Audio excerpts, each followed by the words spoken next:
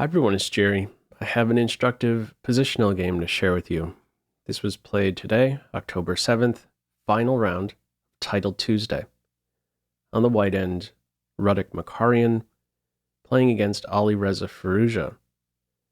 All right.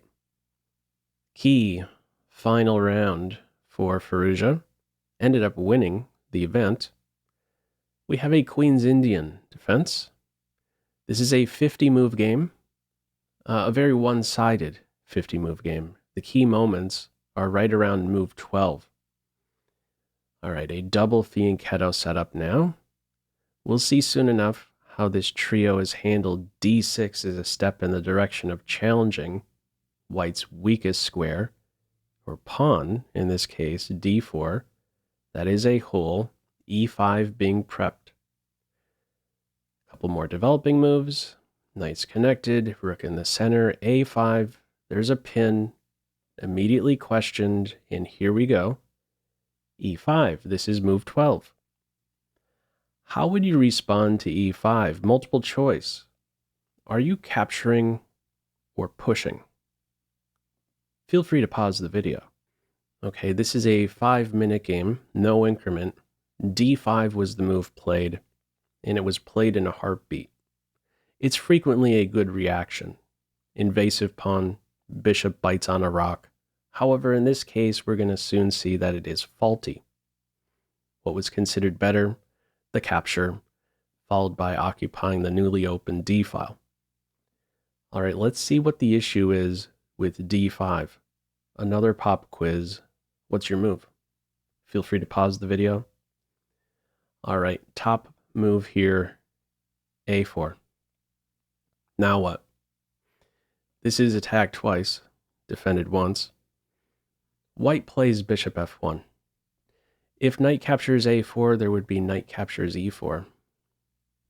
I should note, as soon as this knight captures the pawn, we could identify the queen is overloaded. 2 jobs. Knight takes e4 would be there. And there's nothing fancy for white in this position connected with knight takes b6. This knight swipes the bishop first, ready to take the knight next with check. If queen takes knight, rook captures knight. This is a very good trade for black, related to the pawns, that is. Trading a rook pawn for a white center pawn.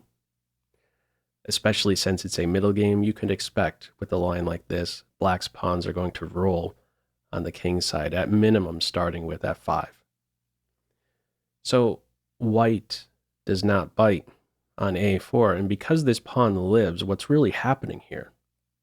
This d5 advance is kind of purposeless. When you play d5, you're expecting to continue playing on that side of the board where you have space, but because of this grip over b3, that's very difficult to do. Now, the move in the game is bishop f1. Here's the top line, and it is not at all attractive. This top line I'm going to put on nets white a pawn, but there's a great cost. Wants to play bishop e3. Now swipe the pawn and allow the good bishop to be captured, as well as allow this ugly structure. Now, there's an unopposed bishop with this line, dark square bishop, and its presence will be felt. It's looking at h5, bishop h6. e3 will be a persistent, sore spot in white's camp. Okay, not an attractive line with bishop e3. However you look at it, it's going to be a difficult road ahead for white. The play here is with bishop f1, knight c5, h3, bishop c8. This here we can describe as a developing move. In this case, there's nothing exciting happening here. It's ready to reroute just in time to now support a4. This is going nowhere. White is not able to track down the a-pawn. Black is in complete control from this point on in the game. Very one-sided game, as mentioned earlier. From here, knight d2. Knight h5 is played here. It's a healthy move. Eyeing this square, main idea, pave the way for the f-pawn to roll. Now, if this was a longer game, maybe you come up with this more sophisticated idea. The computer here is drawn to knight h7 instead, keeping h5 vacant so that this pawn can advance and bishop h6 can be played. The computer is saying that after knight h7, this is the best response to give up bishop for knight, and that's where you can see this bishop now patrol this diagonal right here. A bit too sophisticated, I would say, for a 5-minute game. Far more natural move in the game, very healthy one. Knight h5, b4, a takes b en passant, knight captures pawn, another pop quiz. What's your move here? Feel free to pause the video. Okay, another positional note can be made here. Very good move, knight a4. This knight on b3 is a terrible piece. So let's not allow this knight to trade itself for this one. Let's get rid of this knight. Knight a4 is top. This knight doesn't have a single good forward move. And with knight a4, what's happening? Black is blockading this isolated pawn. White will not be able to get in this break. This pawn coming up here to a4, influencing b6. If b6 is influenced, then comes c5. You're not able to play white here, not able to play successfully on the queen side. Knight a4 is excellent. We see knight d2, f5, f3, bishop kicked. Another pop quiz. Can you spot what Firouzja's move is here? Feel free to pause the video. Okay, there's more than one healthy approach here, but what we have, another positional idea being applied. Bishop f6. Bad bishop. Good bishop. He's looking to trade. Really can't hold this idea up. We see the knight exchange, bishop recapturing with tempo. Bishop h4, sure enough. Nice try. This is going to be one of the best squares for the knight. Challenge the bishop, open up the queen to defend. We see that. Knight hopping into g3. Knight c3. From here, h5. Now, white's response here is knight e2. Very difficult idea to try and come up with here. The top move the computer here is looking at c5, meeting pawn takes pawn. Well, one of the moves here, it's saying knight captures bishop and then some pawn captures on b6. Okay, let's just look at what the idea is in the case of pawn captures pawn. It's looking at knight captures bishop and then bishop to b5. Then you could look to maybe do something with this passed a pawn. In the case of capturing away from the center, it's looking at bishop b5. In both cases, what is white trying to do? Remove this blockader so that this a pawn could try to roll, so that there's some action, some opening up potentially that can occur on the queen side where there is this invasive pawn. White doesn't come up with this idea, does not play c5, ends up playing c5 much later, but by then it is far too late. The try from here is to immediately challenge the knight, but the knight doesn't have to budge. The queen simply supports the knight. Knight captures knight, pawn captures knight.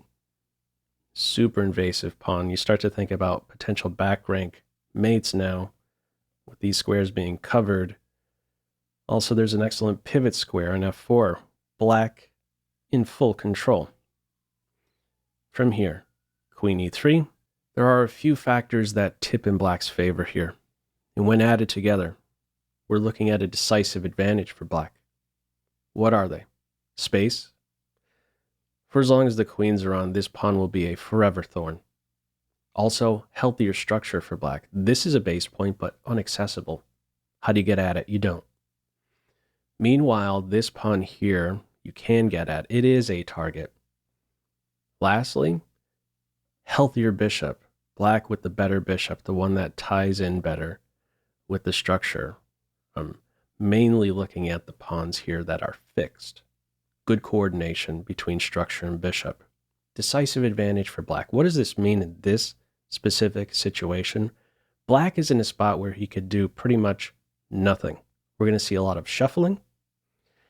Meanwhile, black is able to make slow, steady progress and prep for a key pawn break. And white just has to kind of sit and wait for it to happen. Let's see what this looks like. First of all, maybe the queen wants to go to h6. Forget about it. That's ruled out. Nice reorganization. Maybe the bishop's ready to move, and you win this pawn. He's welcoming a queen exchange here. White declines it. If we had a queen exchange, this king is going to take up a wonderful post here. You start to think about maybe the king going to c5.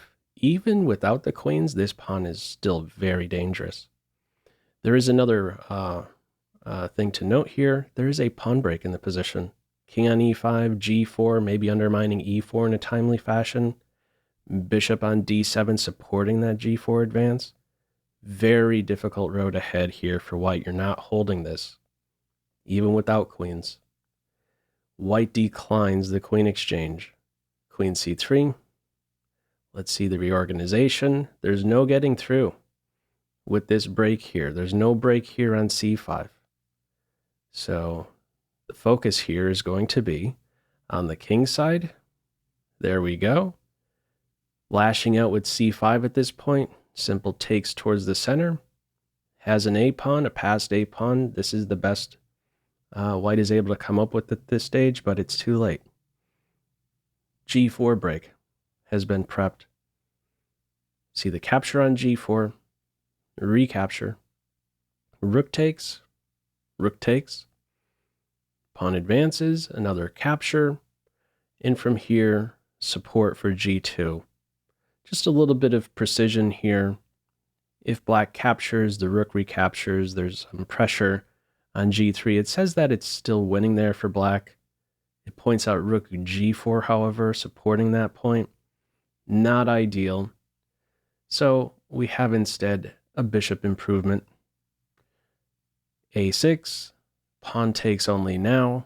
Why did Firouzja want the bishop on g4? Well, it's so that he can follow up this recapture on g2 with bishop f3. Now, careful where you go with the rook. There might be mate on h1, so the rook is supported. Bishop captures rook. Queen captures bishop. And after rook f2, white resigns. If the game continued, let's say with queen h1, you try to save the queen, you could play rook h2, and then rook a2. This is one winning path, very healthy. This pawn is no problem whatsoever, and there's an idea of check and checkmate. Completely lost here for white. Also, no concern about, let's say, queen captures, pawn takes. You could just move the king up, something like this. If this pawn ever moves, you're there in time to track it down. Queen h8, queen a8. No hope here for white. Again, a very one-sided 50-move game. The key moment, dating all the way back to really this point right here, move 12. To capture, to push, d5 ends up being faulty in this case. a4 paved the way for this one-sided game. Anyhow, your thoughts with this one, feel free as usual to leave any feedback to this video in the comment section below. I hope you enjoyed it and maybe took a thing or two away. That's all for now. Take care. Bye.